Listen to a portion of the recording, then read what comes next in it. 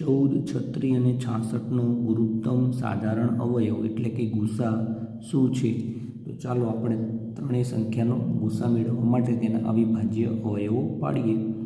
તો 14ના અવિભાજ્ય અવયવો પડશે. 14 એ બેકી સંખ્યા છે માટે 2 વડે ભાગ ચલાવતા 7 મળે. 7 અવિભાજ્ય સંખ્યા છે માટે 7 એકા 7 માટે 14ના અવિભાજ્ય અવયવ મળશે 2 × 7. ત્યાર પછી 36ના અવિભાજ્ય અવયવ પાડીશું. તો 2 વડે ભાગાકાર કરતાં 18 મળશે. 18નો 2 વડે ભાગાકાર કરતાં 9 મળશે. 3 તરી 9 કરીશું અને 3 એકા 3 કરીશું માટે 36ના અવિભાજ્ય અવયવ મળશે 2 × 2 × 3 × 3. હવે 66ના અવિભાજ્ય અવયવ પાડીએ.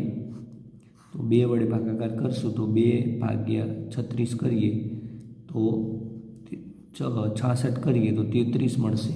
33નો 3 વડે ભાગ ચલાવીએ તો 11 મળશે.